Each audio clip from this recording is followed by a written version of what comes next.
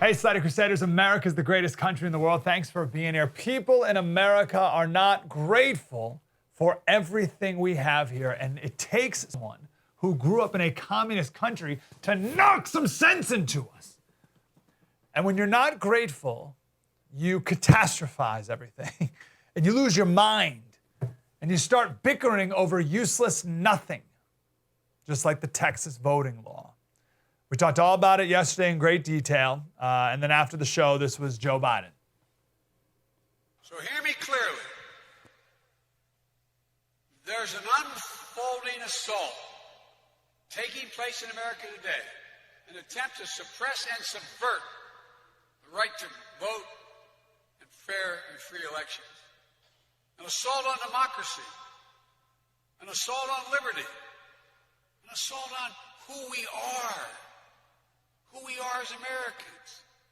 For make no mistake, bullies and merchants of fear, peddlers of lies, are threatening the very foundation of our country. It gives me no pleasure to say this.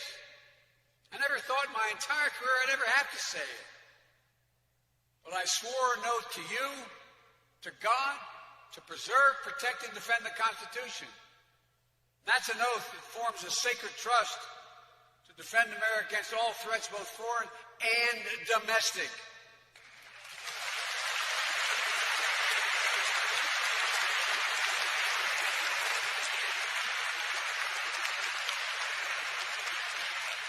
The assault on free and fair elections is just such a threat, literally. I've said it before. We're facing the most significant test of our democracy since the Civil War. That's not hyperbole. Since the Civil War. The Confederates, back then, never breached the Capitol, as insurrectionists did on January the 6th. Wow. He's talking about you. He's talking about you. And just to know what he's talking about, we're talking about the Texas voting law that allows for early voting 12 days early, 12 days before the election. Mail-in ballots for anyone who wants one for any reason. And all you have to do is put the last four of your social security number on it. That's what we're talking about. That's crazy. This is such transparent performance art. I remember I got all worked up when the Democrats and the media were lying to you a couple months ago with Georgia's voting bill. And I remember it was so bizarre because it was like I was in the Twilight Zone. It's like, what are you guys talking about? Like, how is this the greatest thing? And I guess I still have a little bit of that, but now it's much more like I'm over it. These are just absolute clowns, and they must be mocked. They must be mocked mercilessly. And they're making it easy to do when they pull tricks like this. You for the questions, and thank you very much for all that you and all of your colleagues are doing here today. Thank you. We will overcome. We will overcome. We will overcome someday. Deep in our heart, I do believe we will overcome someday. Thank you, Miss T.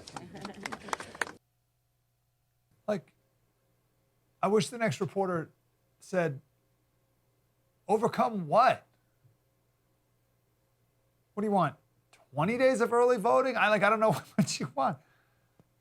All right, I want to pivot away a bit because I would so love to send those folks to Cuba and keep them there. But even just a trip, I just want them to know what real voter suppression looks like.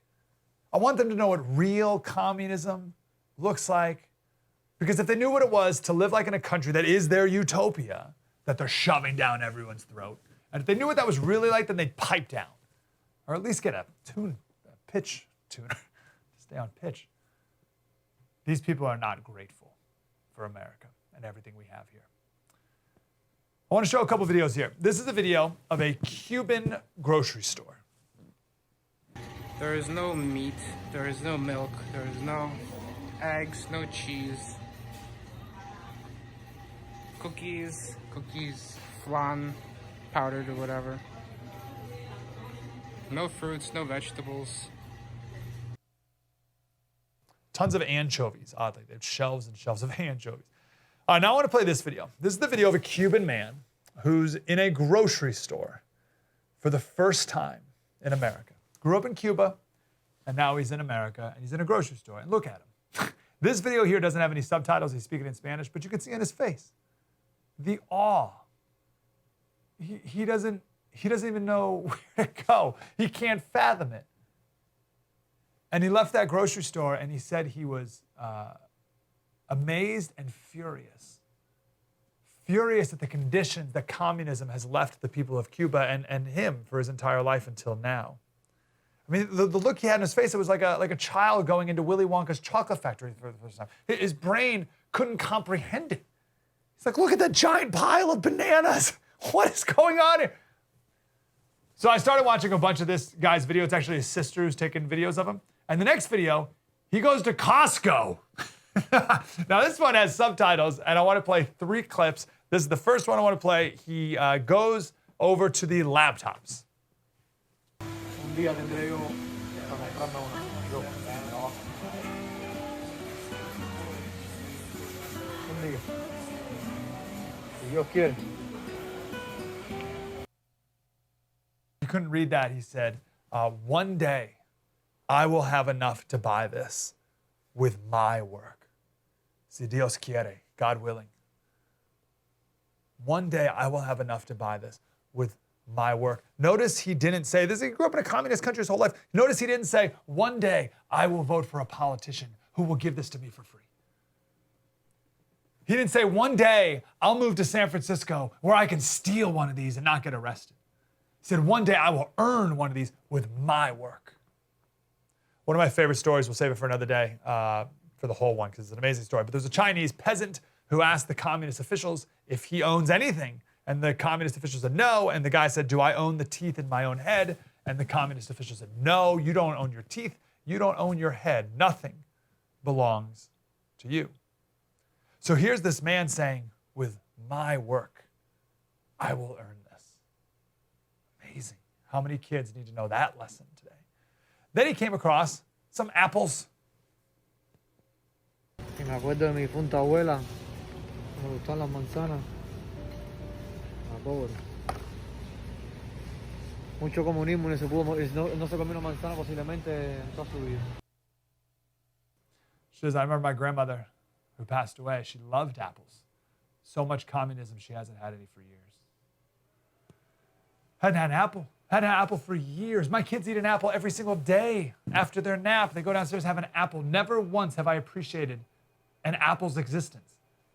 No, and no one does. No one says they love apples, right? I'll eat an apple. I like apples. No one's like, oh, I love apples. I can't wait for an apple. But thank goodness I have apples. That's how ungrateful we are, because if you live in communist misery, an apple is magical. You pray one day you'll maybe be able to eat an apple again. Then they go to the pharmacy, and it was just too much. He couldn't handle it. Just thinking of all the poverty and misery and death that he experienced in Cuba because of the lack of medicine. And here he is in Costco, and every medicine you could possibly imagine is there. And people complain about it here. It's unbelievable. All right, so here's the conclusion. He went back out to his car, and here's what he said. Lo que para muchas personas aquí es normal, para nosotros es anormal. Ya te digo, Home Depot me impresionó, porque me gustó, me gusta todavía, pero Costco es espeluznante, atroz, destructor. Es como un huracán en la cabeza, es un tornado que te da vuelta y vuelta y vuelta y no sabes dónde va a caer tu cabeza. Ese es Costco, increíble, no tengo palabras, increíble. Y más con la carne, ahí sí me volví más loco. ¿Y deseas esto en Cuba? Claro que deseo esto en Cuba y en todos los países del mundo. En todos los países del mundo también tiene que estar. ¿Cómo te sientes sabiendo cómo era tu vida ni hace un mes? Una semana muy triste.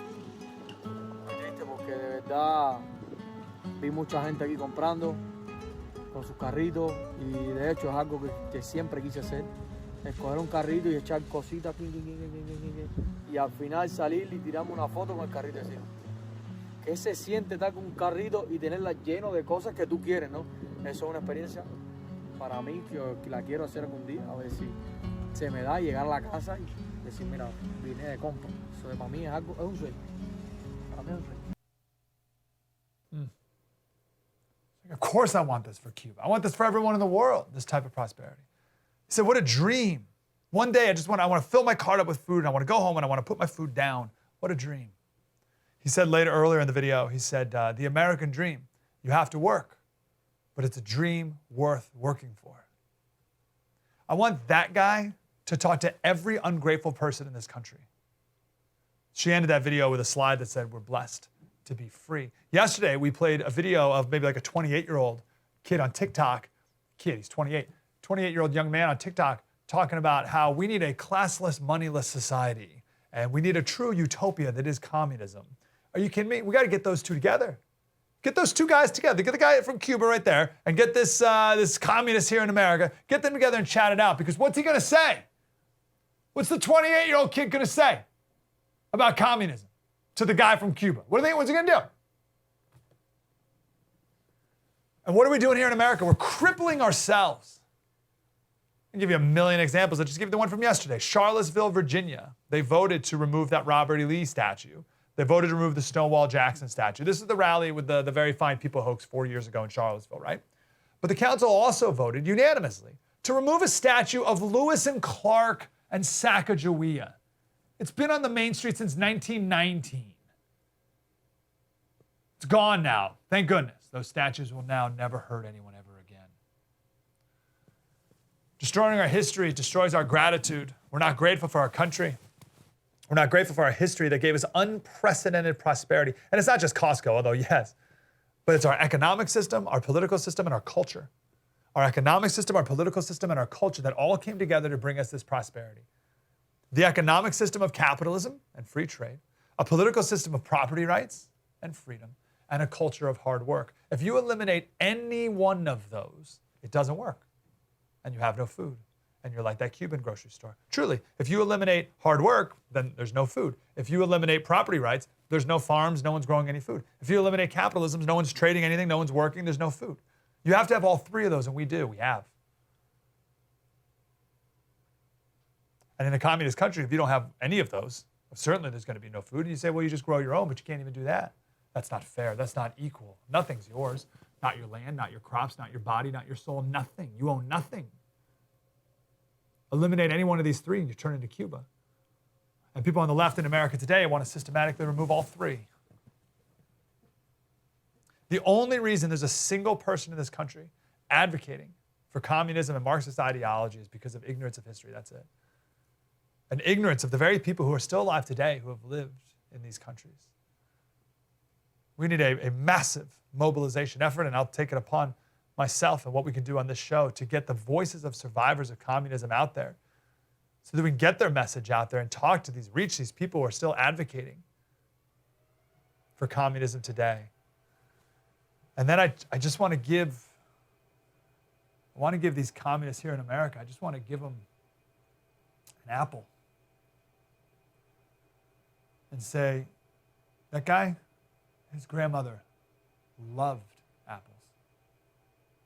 Hadn't had one for years. Are you grateful for this apple? True story. Mike Slater got some crazy stuff about COVID. It's hitting the next level here. Do that next. Mike Slater, spread the word.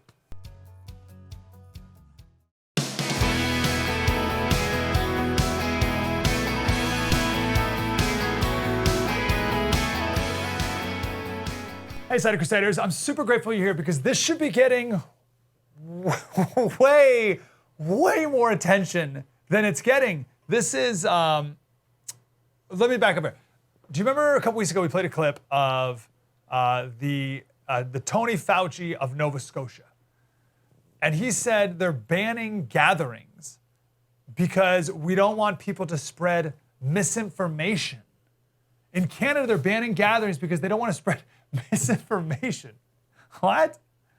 This is from Politico. Now, this is a Politico story that was about COVID and some other things. And this was just casually mentioned in the middle of this much longer story about something unrelated. And just like as a little aside. And I read it, I was like, what? There it is. Biden-allied groups, including the Democratic National Committee, are also planning to engage fact-checkers more aggressively. And, here's the key, work with SMS carriers, that's a text message, to dispel misinformation about vaccines that's sent over social media and text messages. SMS is short message service. That's the official term for text message. So the Democratic Party is talking about banning you from not only writing stuff on Facebook and Twitter and Instagram, but banning you from sending certain texts. Is no one else alarmed by that? And if you think about it, you're like, well, yeah, of course, why not? If I can't send certain things through the tubes of Facebook and Twitter, right? If they won't let me send certain things there, which, by the way, like horrific thing, hardcore porn is on Twitter and Facebook and Instagram. Hardcore porn totally allowed on these things, but sharing a New York Post story about Hunter Biden is not allowed, right? So if these big tech companies won't let me share certain stories, then what's the jump from Facebook to Verizon, right? If the government, well, big tech's doing it themselves, but now this would be the government doing it, but it's the same thing, right? They're all working in collusion together. So why wouldn't Verizon and AT&T also stop me from sending certain messages through their platforms? It's the same thing to the left. And of course, that's coming next. And keep in mind, I know we were just talking about Cuba. Cuba shut down their internet. It's a Chinese-installed and controlled internet in Cuba. And they shut down their internet service in Cuba so that people can't share videos to each other and meet up with each other. It's the same reason why China told Apple to get rid of an app in Hong Kong that people were using to meet up, right? So we can't allow anybody to talk and communicate and meet up with each other over text or internet. We can't share videos around the world. They don't want people in Cuba to see what people around the world are saying. This is what totalitarians do. They shut it down. They shut down communications. And this is no different. And again, like just casually, like, oh yeah, the Democratic Party's, thinking about, what they can do to stop you from sending text messages to each other, disinformation. And then it just goes on and talks, like, how's that not like the story?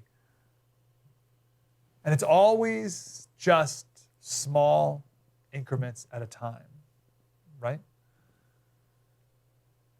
Over the past few weeks, criticism of the administration's door-to-door vaccine strategy has increasingly become a fixture on right-wing news like this, in addition to being a topic on conservative social media posts and over text messages to cell phone users. It's coming at a time when the highly contagious Delta variant is triggering a rise in hospitalizations and infections among those who have not been vaccinated. So that's the reason why. It's the Delta variant. It's the stinking Delta variant. And I've never heard, one time ever, have you ever heard anyone talk about dangerous texts that are being sent out? Misleading texts. We must put a stop to these misleading text messages. Never heard of this. And just know, if you oppose this, and to be clear, it's if you oppose the government colluding with or mandating cell phone providers to monitor your text messages that you send or receive. If you're against that, then you are literally killing people.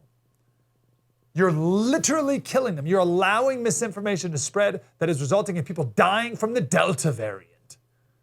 The governor of South Carolina wants to ban these door-to-door knockings, right, that Biden wants. So South Carolina governor wants to ban them, and Jen Psaki said that banning the door-to-door knocks leads to the spreading of disinformation, which is, quote, literally killing people. And that's how these things are always framed. You must agree with this infringement of your liberty, or else you are literally killing people. It's interesting. A lot of the times I should do a deeper study on this. This is fascinating. I feel like in the past it's been, you have to agree with this curtailment of your liberty for your safety, for your benefit.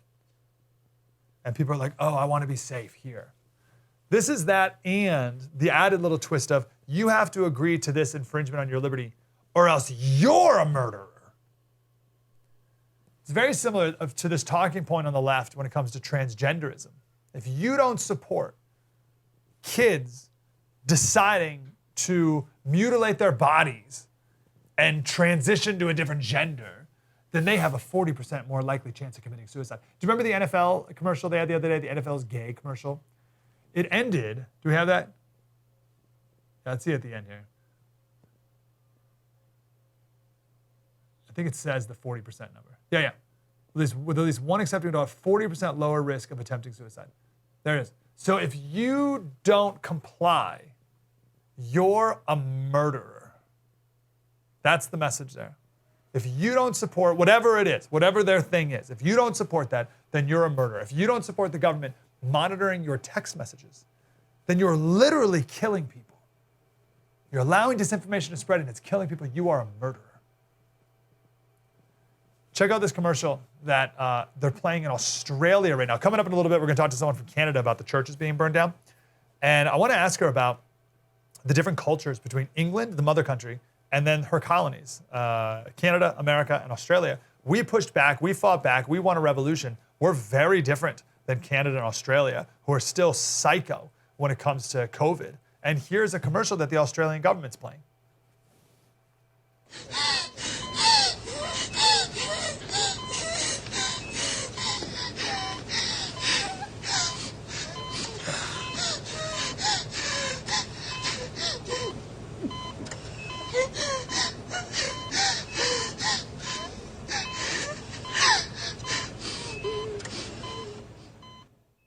Authorised by the Australian Government in Canberra.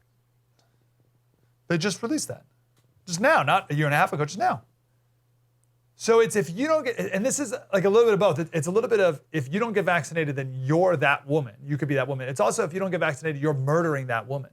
Looks like she's in a horror movie. Looks like something out of Saw. I've never seen such a blatant government scaring you into submission ever. And the government's job is to inform. Here's because you may be like, oh, what's the big deal? They're just trying to get you. No. The government's job is to inform. The government has a responsibility to come out and tell the truth and to provide perspective and to say, hey, here, everyone, here's the. By the way, I should say this.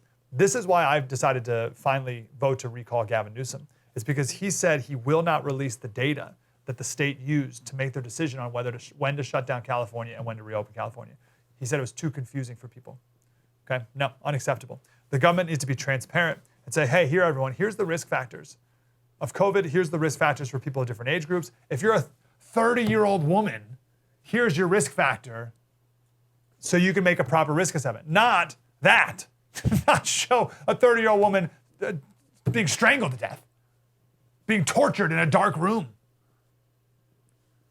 The French president is now saying we'll probably have to think about mandating, about mandatory vaccination of all French citizens at some point. It's coming here. And they will not stop until every single person is vaccinated. Why? Control. Sick, perverted control. And their obsession with control is going to be used to justify anything they want to do, including monitoring your text messages. I don't know. Does anyone even care? But let me know this real quick. Listen, you don't have to worry about anything. You don't have to worry about these people knocking on your door. Fauci said the big misrepresentation with Fox or whoever else is that they're essentially envisioning a bunch of federal workers knocking on your door, telling you got to do something you don't want to do. That's absolutely not the case, all right? It's not the case, everyone. It's not federal workers. It's trusted messengers who are a part of the community, not government officials. So I think that's where the disconnect is. Oh, okay.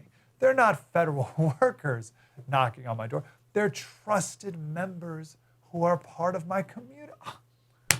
Fauci, why didn't you say that in the first place? I thought they were going to be government workers, not trusted members of my community. So now the person who knocks on my door and say, you better get this vaccine or else you're a murderer, at least I can say, oh, well, thank you, trusted member of my community.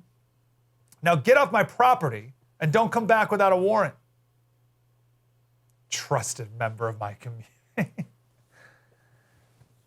And by the way, trusted member of the community, next time you come back, just feel free to send me a text instead. You know, if we're still allowed to. True story. Mike Slater. We've got some COVID news coming up next, talking about masking kids. What an outrage that is. With a former member of Congress who was in the Trump administration in all these high-level meetings, and a doctor as well. True story. Mike Slater. Spread the word.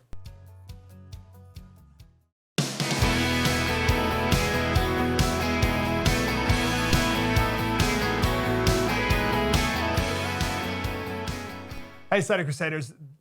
COVID and the freak out about it, it's reached even a new level, and I don't know when it will stop. Here's Fauci the other day about masking little kids.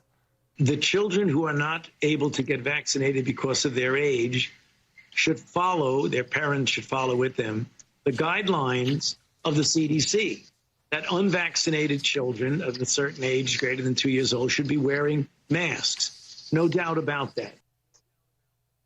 No doubt about it. Dr. John Fleming is a former congressman in Louisiana and was a senior advisor to President Trump related to all of this. Congressman, how are you, sir? Well, I'm doing great, Mike. Thanks for having me today. It's good to talk to you. Where to start? Let me ask this. What was your role in the Trump administration related to COVID?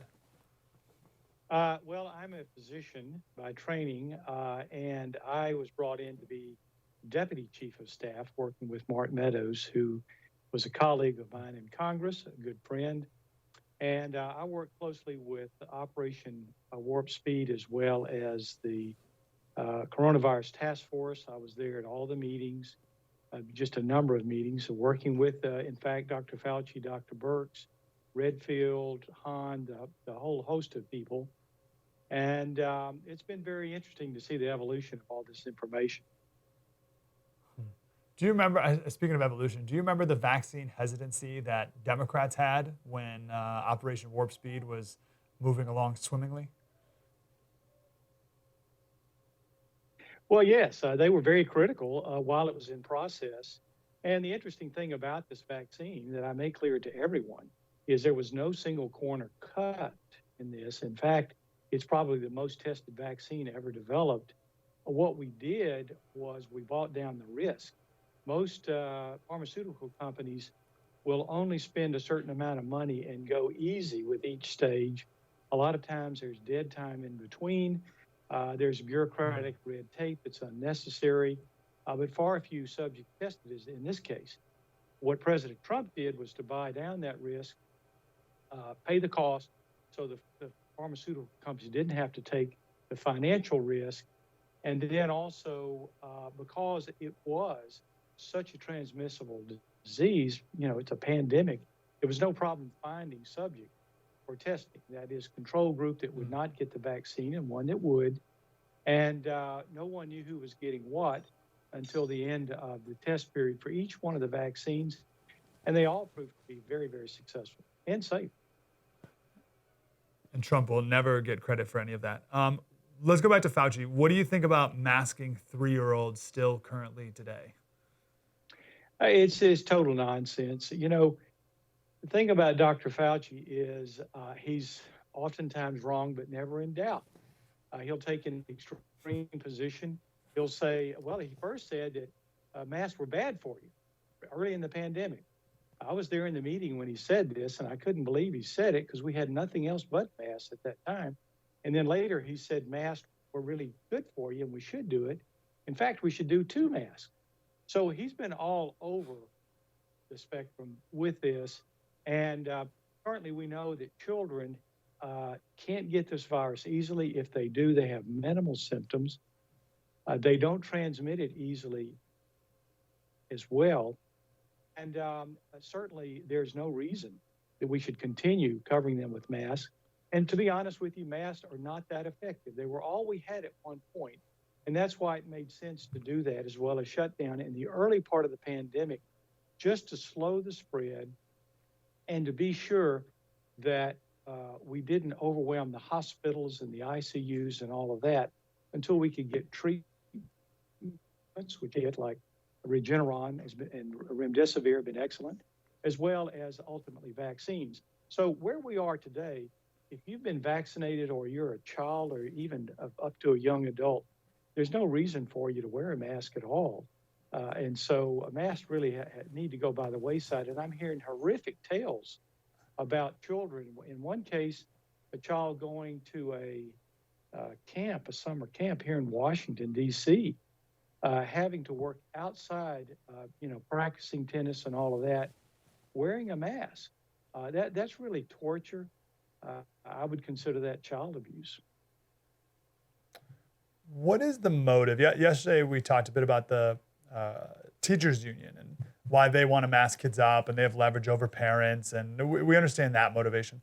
But what's the motive of people like Fauci and people in DC and the health advisors from at the top that you have worked with?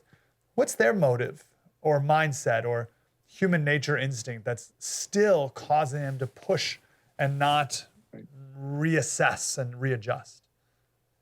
Well, being a conservative Republican, it's hard for me to really read the minds of liberals and part of the Democratic establishment in Washington. But here's what I would submit to you. You saw that even though leading up to January 6th, and President Trump really requested that we have National Guard there, we didn't know what was going to happen. And then we had what we all know did happen January 6th. And since that time until this week, in fact, there's been, in some cases, 3 perimeters of fences, and yet no activity, no risk, no potential damage. So why would Nancy Pelosi keep that sense of fear in Americans that something bad is going to happen? And so I think that they see a political position, a political angle, keeping people in some level of fear, worry, looking to government to protect them, when in many cases there's absolutely no threats at all. And again, this pandemic is all but over in the United States. Yes, there's sporadic outbreaks. Everyone now has had the opportunity to have the vaccine.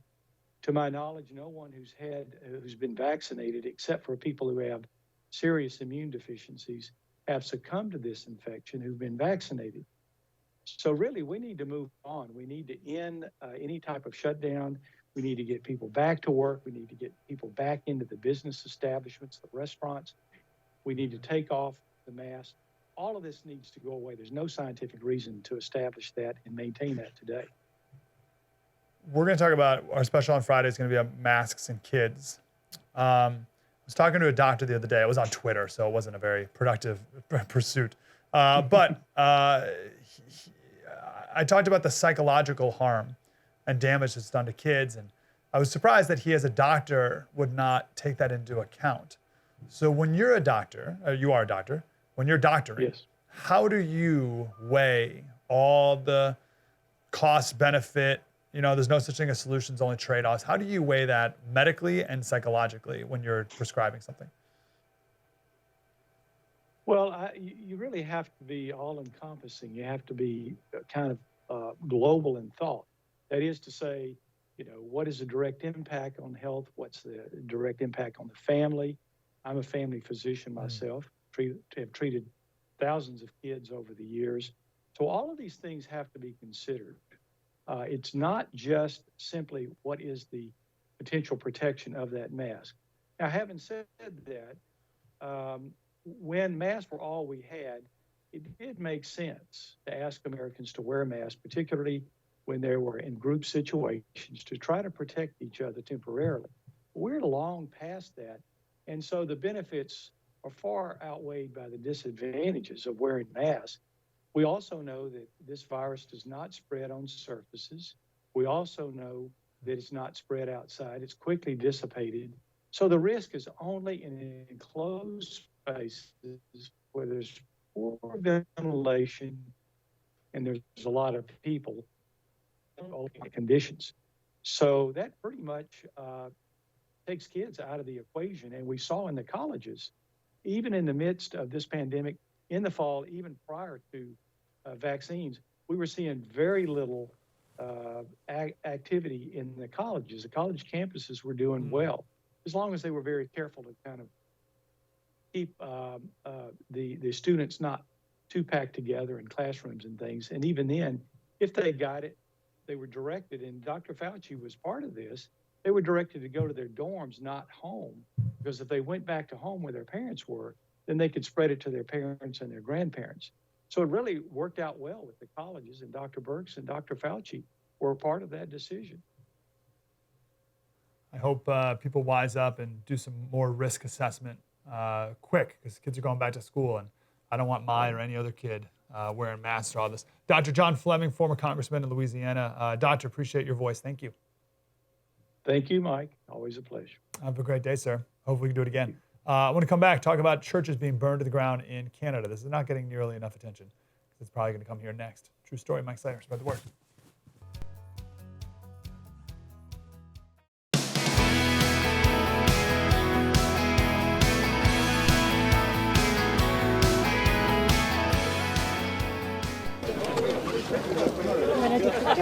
You talked about Canada's last wrongs, the past things they haven't done right. When will you speak out about the 20 vandalized churches?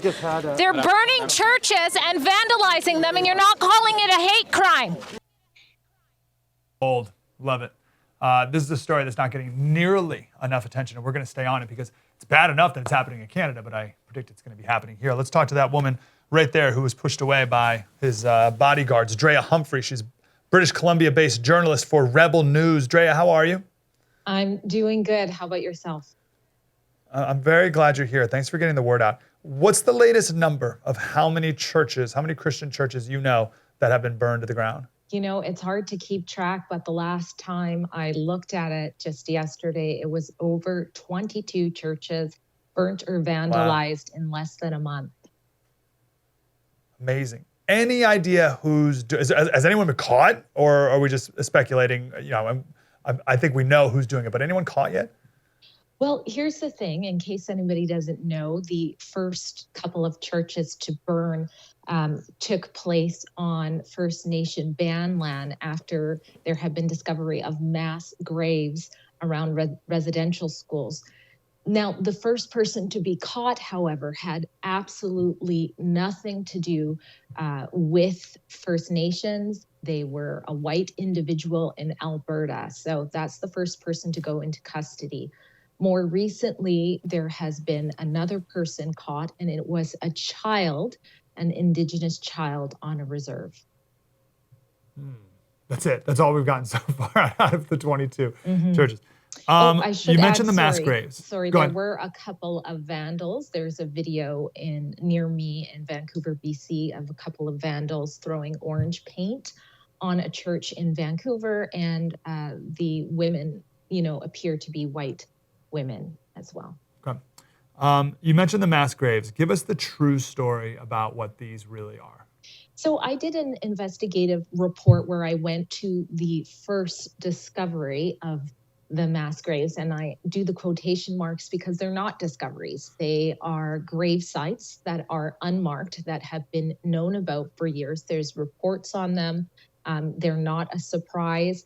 Many of them had markings before, but because they were small wooden crosses over the time, they have, deteriorated and been gone. So basically, it's the locating of grave sites that were known about, and individual grave sites. They were reported by media as a mass grave of children. However, the technology that was used to do this, it's not a cut science. So to say, there's 215 children buried under the ground here is quite a statement to make.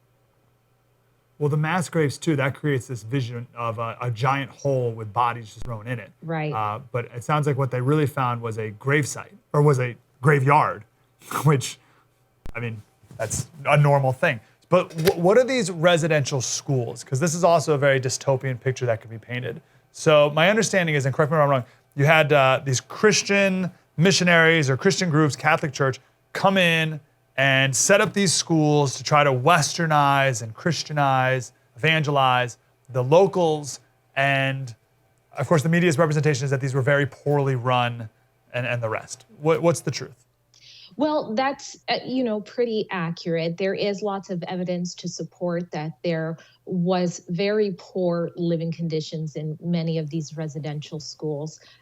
Also, you had things like tuberculosis going around. So you had, people and all sorts of people dying. In the first location in Kamloops, there's a whole town set up about 20 minutes away from there, which was a whole town set up for people dying of tuberculosis. So you had things like that. There has been reports of both physical and sexual abuse that took place at these places. So there were some horrific things. Children were taken from their families, whether it was willing or not. On the flip side, there are some people who you can find that will say residential school was a great time for them. It was something they were happy to have. So there's definitely mixed reports on that, but there is no contesting that there were abuses and some horrible things that took places at these schools. So all that being said, why now burn down churches? And what has the government's reaction been to the burning down of these churches? Well, there's supposed to be a call for truth and reconciliation, a recognition that this has happened. That's what many from the First Nation community are asking for. And then, making sure it's not happening. So when you ask why are churches burning down, that's has nothing to do with reconciliation. In fact, there are many Indigenous leaders that are saying this should not be happening. These churches are burning on their own reserve land. They were attended willingly by Indigenous Christians when they were open. Even recently, they are almost all attached grave sites where Indigenous people are buried, where you go to mourn a loved one, not to mention the risk they are posing in the middle of summer of going up in flames to the whole entire neighborhood. So when you ask why are these churches burning, to me, it seems like to cause the opposite of reconciliation, which would be division, pitting people against each other, and of course, another opportunity to attack the Christian faith, which we're seeing more and more. I'm not sure if you are aware of the pastors our country has thrown in prison for preaching the gospel in person during COVID-19. We are, and that's amazing. Let me ask you a cultural question. I want to get back to this. I've been looking at Canada, Australia, and England. Mm-hmm. So we got three, and us. So we got three British colonies, and then the motherland. And it seems like Americans have pushed back the most on a lot of this COVID stuff, not nearly enough, but the most. And I think I see the result of that with what's going on in Canada still with lockdowns. Australia is going crazy. England has still lost their minds. Is that assessment correct? And I wonder what the cultural reason for that is. Why is it that Canada has jailed pastors and we haven't here, for instance? Well, I think your assessment is correct about the pushback. I'm a journalist with Rebel News. We tell the other side of the story, and I would say we are the biggest when it comes to, pushing back. We have a civil liberties project called the Fight the Fines that has offered free legal counsel to over 2,000 Canadians who've received, tyrannical fines and even in some cases criminal charges. So I'm very aware of how outside from us and a few others, there's really no pushback happening. I think our members of parliament, there is one out of, I believe, 330 who has brought a voice to the harms of lockdowns and the suppression of medical information. Just one. You can count on one finger.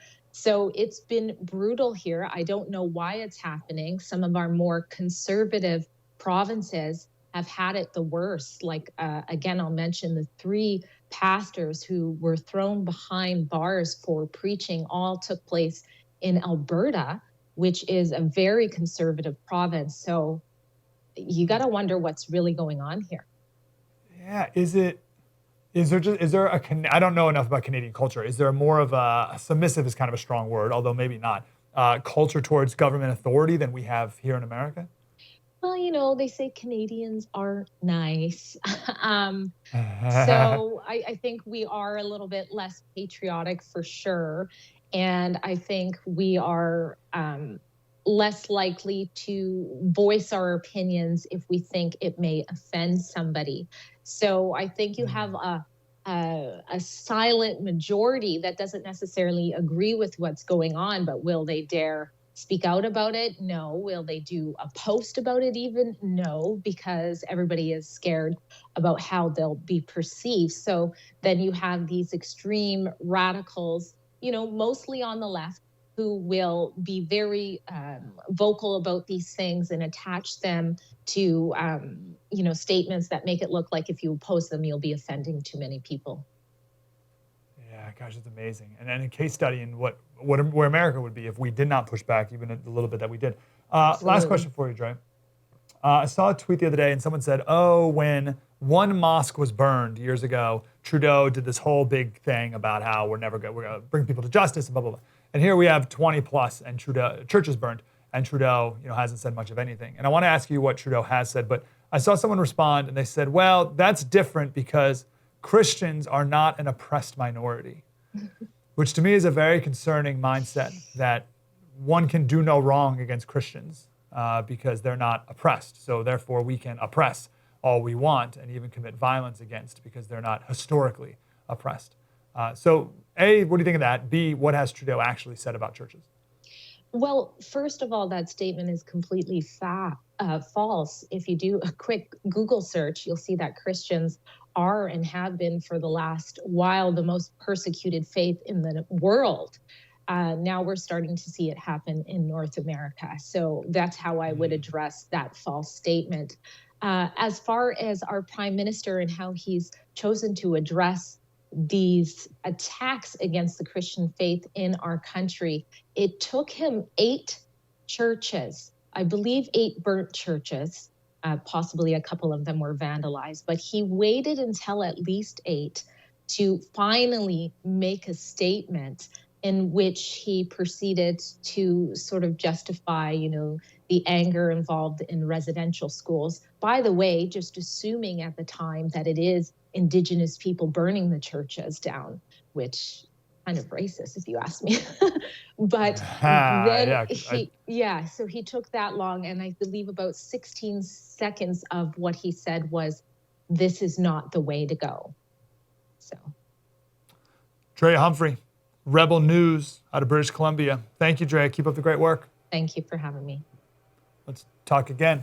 True story. Mike Slater. Do it tomorrow. Spread the word.